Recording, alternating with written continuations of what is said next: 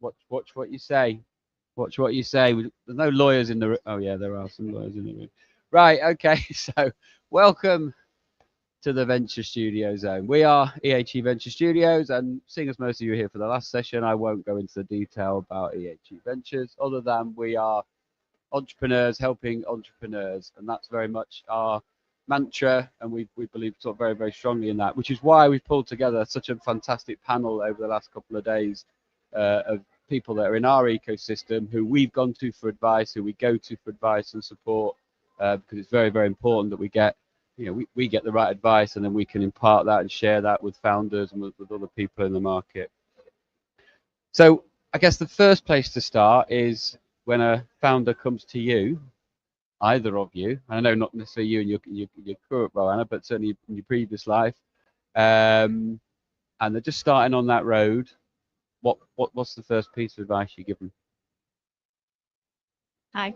I think the first piece of advice. Sorry, I haven't introduced these people yet, have I? It's been a long 48 hours. It's been a long 48 hours. Anna, would you like to introduce yourself? Hi, I'm Anna Kerrane. I'm the legal director at Infinity Asset Management. My background is obviously law, so within large corporate firm for a long time, and then I moved to Infinity about 7 years ago. Hi everyone, I'm Jon Davage, Managing Director and Head of Corporate at Bermans in Manchester and Liverpool. That's a commercial law firm that basically helps owner managers from startup all the way through to private equity and exit. My name's Guy Remond. I'm one of the founders of EHE and the Venture Studio, and actually Jon and Anna are both partners of EHE and help us do what we do. And Jon also helped me in a previous business, which is one of the things that I'll talk about shortly. And Jon also helped me in a previous business, which is why I'm still at work and I've been able to retire. And my goal, yeah. Sorry, Anna. I'm really, really sorry, everyone. So I didn't introduce you properly. So start at the very, very beginning. Early stage founders. What are the first things that they need to think about when they come to you and they say, I'm about to start something. I've got a great idea and I'm about to start something. What's the first thing you? I would say it's not just about the thing you're starting. It's not the product. It's not the service. It's the whole offering you've got to look at. It's not just how well the product's going to go down in the market, but you need to look at all aspects. So we're talking about making sure your IP's protected. You've got proper contracts in place, which is sounds obvious, but it's not always the case that people have got that. Looking at employees, whether there's any disputes, just full health check, just have a look what's going on, and then making sure that they're educated enough to become kind of compliant with the law. Cool.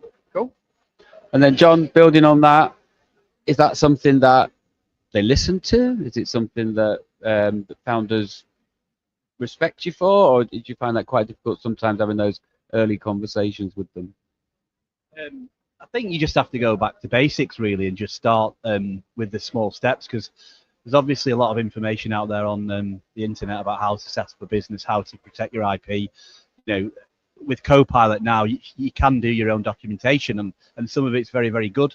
But at the end of the day, the starting point with any founder is that an idea, and you can't commercialize or patent or do anything with an idea unless you've got a limited company to put that idea into, to commercialize it. So that's the starting point, is setting up the correct company structure, which is more often than not a private limited company, and then that goes into your share capital. A big mistake with founders is finding the money to pay developers at the start. That's very hard to do because developers want a fortune. So what tends to happen, and I'm doing one now, is you'll have a developer that wants a serious amount of money. You can't afford to pay them, so you issue them 10% of shares. Now that's nothing then, but that could be millions in the future. So that's very, very important that you make sure that you really protect your capital at all costs. Borrow from your family, put it on your credit card, try and pay these people rather than give them equity. That's the starting point for me. Brilliant. Thank you very much. And then, Guy, from your point of view, having gone through this process, did you follow the rules from the beginning? You know me better than that. Follow rules. So, listen, I'm going to speak from an entrepreneur's point of view. I made all the mistakes that I think most entrepreneurs make, but I've learned from that, and we try and advise entrepreneurs on priorities. You can't do everything correctly from the word go, but you need to do some things correctly from the word go. And as you start to develop the company, you need to have your finger on the pulse and increasingly professionalize your operation. So I think it's a little bit of a stage thing. I honestly, I did everything wrong. I didn't seek professional advice. I didn't get investment. I got 15 grand, started my company back in 2001. And that was primarily to allow me to live for 3 months, along with my business partner to live for 3 months as we got the business off the ground. So, and I think, there's a lot of startups in that kind of position. But I also think nowadays, the world's changed massively over the last sort of 24 years since then. And there is a lot of stuff you can do using the tools, particularly the AI tools now that are out there. So you can build a quick and dirty POC that you can do it in a matter of a day or so, and then you can take that to market and test the market. And to Jon's point, you're not giving away equity at that point. You could probably fund that yourself, because you're either doing it yourself or you're paying someone maybe 2 or 3 grand to build you something, and you go to the market, you get feedback from people, beta testers, whatever you want to call them, and you fine tune it a little bit. Fine tune using prompts. There's a talk this afternoon with my son about using these AI tools to help you build the first iterations of your product before you then go out for proper investment. So, like Jon says, you really got to try and do everything you can to hang on to your equity. I had a really good non-exec director. I was way too generous. I just, that's the way I am by nature. And he was great at pulling me back and saying, don't do that, because that'll have repercussions further down the line. It will really, you should never be giving anybody in the business 10%, I don't think, from the get-go, unless they're a co-founder, in which case you got 50% each. So protect your equity, do everything on a shoestring. But when you get past that POC stage and you've kind of mitigated some of the risk at that stage, you can go to an investor, an angel, say, right, this is what I've done, this is the feedback I've got. I now value, instead of valuing the company maybe at an arbitrary anything from 500,000 to 1 million for the idea, you might be able to justify 1.5, 2 million, which means that you're getting better bang for your buck when you do get a few quid from an angel investor. And you keep doing it, everything in stages, minimizing the amount of money you need, and hanging on to as much equity as you can. And then you'll get to a point where you can justify a 5 to 7.5 million valuation, and you can then go to either angel investors with deeper pockets, or venture funds like ours that go, okay, you've mitigated some of the risk, we understand that, that's great, thank you, and we're prepared to give you some money on the back of that for a higher valuation. Cheers, guys. So going back to the foundation. So obviously you're saying that, yeah, you sort of made a lot of mistakes kicking off, and then Jon, you were just talking about, when a founder first comes to you, it's all, the first thing is you tell them don't give any equity away. But in terms of other mistakes that founders make, or other mistakes you've seen in your career that founders make, have you got some thoughts on that? Yeah, just overcomplicating the structure when you start off. I had this question the other day. And they've created the IP in a company, and that company's taken EIS investment. So you can't really mess around with that company much. So they were talking about, oh, can we put a holding company above it? Well, no. You don't need to overcomplicate it, because technically you want to protect your IP and have it eventually in a company that doesn't trade.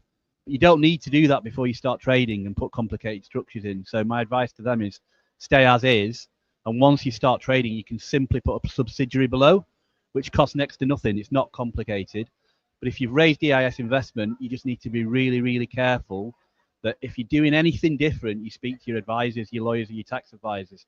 Because if you take a loan or you give someone priority rights that's an investor, that can completely cancel your tax saving there, which can be, a death nail for early investment without EIS. So that's where I've seen a lot of mistakes over the past few years.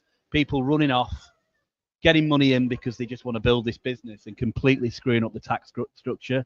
So again, keep it simple.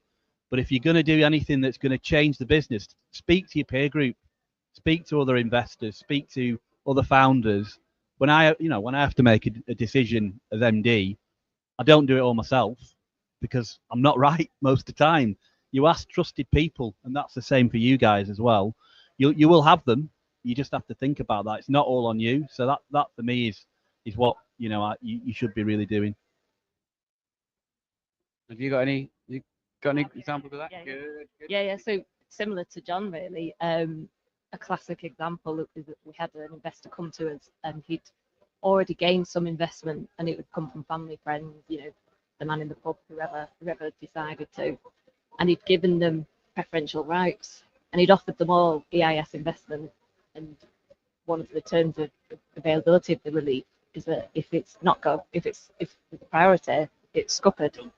So it was a very difficult conversation that he had to have with all of his angel investors. And actually the real horror story there was that he'd had legal advice at the time.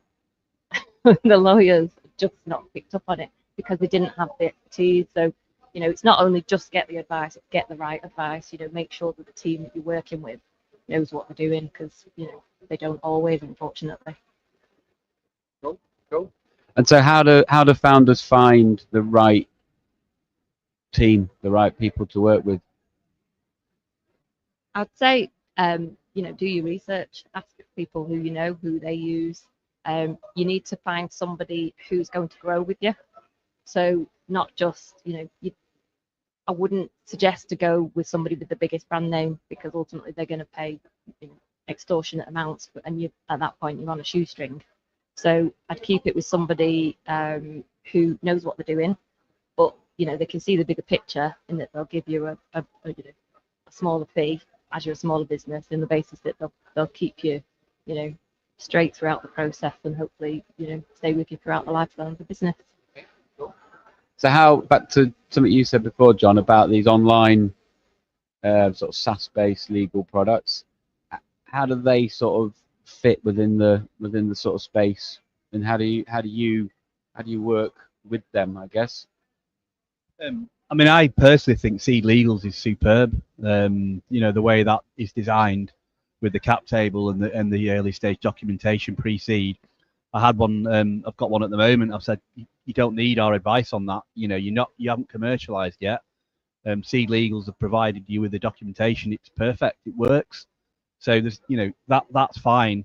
Where I'm working with this business at the moment is in particular their IP. And it's making sure that that's vested in the right place, because they've had 3 different companies. One's closed down because they fell out with the developer. They gave 30% of the equity, so they've closed that down. So it's knowing that this, ChatGPT can do some wonders. It can do commercial terms, but again, past the lawyer, they might say it's fine, or they might say it doesn't work. So we work hand in hand. I think early stage, what we do is we look in priority what needs to be done. And I'll give you an example of the one I'm working with at the moment. The IP is all over the place. It's in all different companies. Developers haven't signed assignments, so we're dealing with that. Now that's going to cost money, but because they've almost pitched to us and we believe in them, what I've said to them is, well, we'll let you pay over a period, and you stand behind it. So when you're getting your advisors, whether it's an accountant or a lawyer or a tax advisor, you're almost getting them to invest in you. But you need to stand behind it and personally say, well, if I don't pay you after 3 or 4 months or 6 months, I'll pay it myself personally. And if you do that, they'll trust you, and then you take it forward. That's the way we approach it, and I think you could easily get that from a decent law firm if you've got a good product to sell. Brilliant. Thank you very much. And then in terms of the shift in sands, this is probably one for you, Anna. Regulations changing all the time. You're obviously now sort of part of an FCA regulated business. Yeah. So how do we And how do founders, or is it your job to keep them updated with the regulation, or is it a dual thing? Is it something you should both be doing? How do you feel that should play out? I think the responsibility is on the founders, to be honest with you. Understandably, they're all, very excited about the product they're offering or service, whatever the business is. But the compliance and regulatory side often does get overlooked. So if you look at, say, a fintech business, you might not be able to start that business without having any regulation.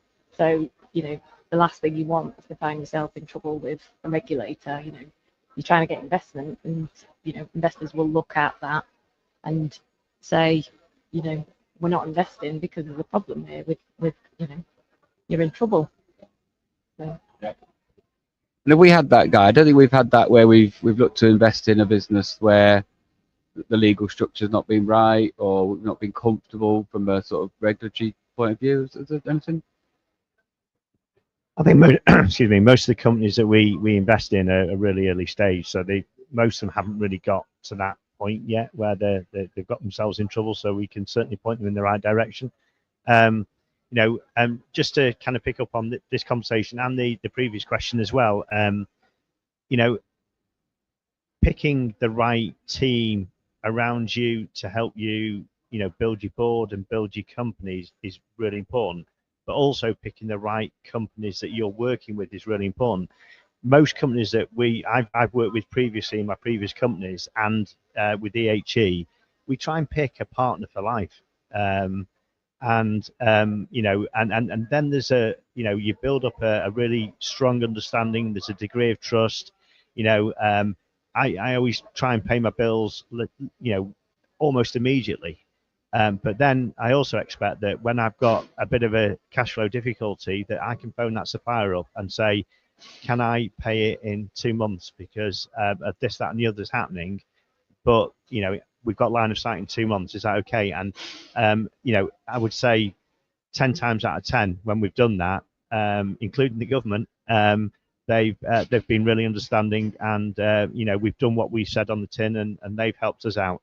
So I think building that kind of partnership, genuine partnership with companies, and not flip from one to the other is really important. I also think, I never pick the big boys, ever pick the big boys, because I don't think the big boys care as much as the sort of mid-size and smaller organisations. So I always try and go mid-tier, so you're still getting the quality, and you're still getting the support that you need, but they genuinely care. They're small enough to care. So, yeah. That's a good answer. Yeah. Thank you very much. So back to you two. We've got the business, we've got the IP. Business is growing rapidly. What then? What then do we see? We haven't talked about employment yet, and employment law and employee contracts. That must be something that features quite highly in stuff that you guys, well, you used to do, but you do now.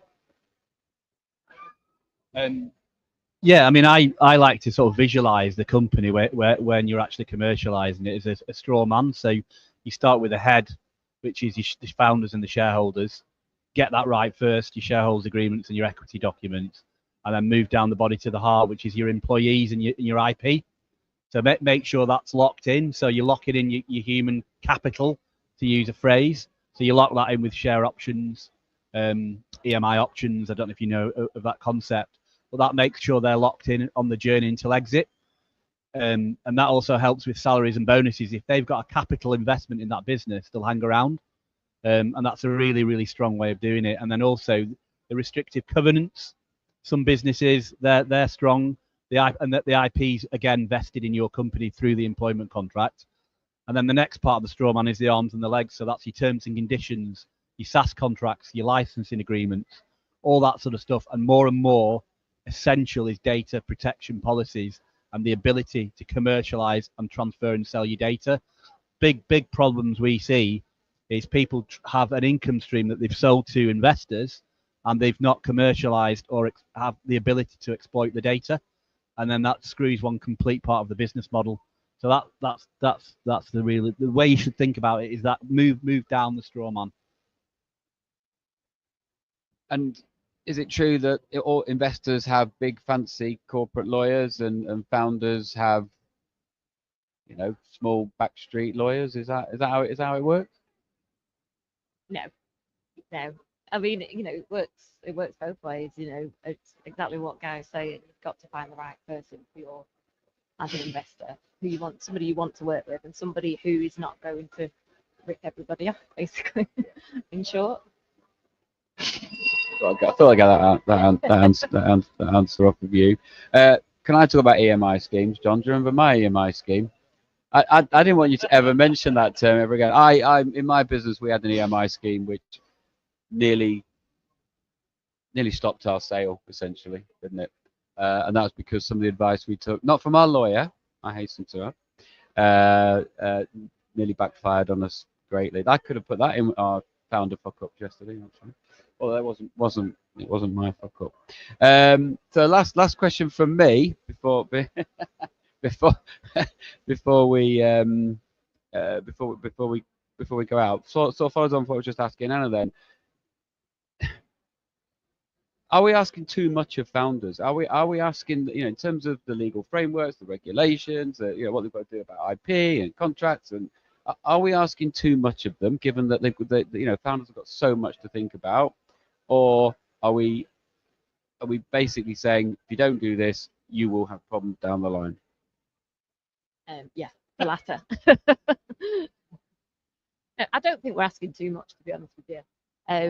I think as a founder, it's really important to educate yourself just about everything to do with the business. You know, appreciate, like I said before, they're excited about the product, but it's a whole concept, and investors ultimately will look at all areas of the business, and they want to make sure that they're protected in, you know, in their investment. You know, the last thing they want to do is look at this investment agreement ever again, if, you know, if we're honest about it. But they want to know that it's there in the background should anything go wrong. So yeah, so I think the onus is on founders just to make sure that they understand exactly what they're getting themselves in for. You know, investment agreements generally take the same, you know, investors will take the same rights in terms of they'll want consent rights. You know, they might want to appoint a director or an observer. You know, they do like follow a set procedure. So I think as a founder, really good advice is just to educate yourself, find out about it, and just make sure that it is right for your business, for you, your shareholders, and the business itself. Brilliant, thank you, John. Have you got anything you want to? Yeah, I mean, we talked about this, didn't we? About when you're taking seed investment, and it's a massive high risk for the investor, and you'll get the term sheet, and the term sheet's pretty standard, and then you look at what the concept of good and bad lever and the consents, and then your lawyer might, you know, cause a big stink saying we're not accepting these are totally, you know, draconian and out of order. But the simple fact is that they're not, and you know, the investor wants you in there until they exit and get the money back. If you leave halfway through it, they've potentially scuppered their investment. So what I'm saying here is your term sheet is just a starting point. 9 times out of 10 you can't really negotiate it because they are buying in you, and it's a swap of bargains that you have to accept. Now, a good lawyer will say to you, actually, look at X, Y, and Z, go in with your eyes open, but you need to accept these terms with a little bit of amendment. The bad lawyers will try and rip it apart, scare the hell out of you, and potentially stop you getting investment. And that's the sort of takeaway.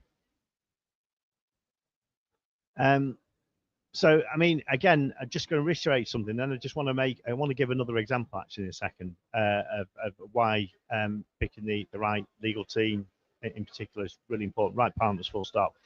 But yeah, again, just pick the right partner, because they can, even though you're spending money, it's a bit like paying an estate agent, isn't it? You know, no one likes paying an estate agent for selling your house, but you've got to. And I think the same applies. You know, you don't get anything physical for what you're paying your money for, but honestly, it can save you millions of pounds further down the line, and so much aggro, and actually can sink the ship if you're not careful, if you get it completely wrong. So getting the right partners on board, getting the right advice early doors is really important. I'm going to give you one other example. So Simon gave an example of an EMI scheme, which is probably quite an early stage decision you're making to incentivize the team, and that kind of thing, and doing that properly so that you've got that particular duck lined up for further down the line for acquisition. But actually, one of the points I want to make is, and I'm going to make John blush slightly here. Maybe not. You don't blush really normally, do you? But when we were going through our acquisition, it's actually quite a stressful time for an entrepreneur, because you know at any point that the acquirer can pull out for reasons that maybe not in their control, or maybe they just have a change of management or whatever. There can be any number of reasons. So you want to get it over the line as quickly as possible. At the same time, you need the right legal team in place to put provisions in for the what ifs that you've never even thought of. And honestly, when we were going through our acquisition, something happened after we were acquired, but John had put provisions in for that what if scenario that I hadn't thought of, and there's no way on this earth I'd have thought of. I don't think any entrepreneur would have done. But experienced people like John and his team put the thing in and saved, I suspect, in the region of about £8 million on the acquisition price. So having the right team in place can save you millions and millions of pounds at various stages of the journey, particularly at the end. That's a great place to end. Thank you. Thanks very much, Guy. Have either of you guys anyone got any questions before we finish up? Yep, cool. Thank you. Nick Evans from Origin Matters.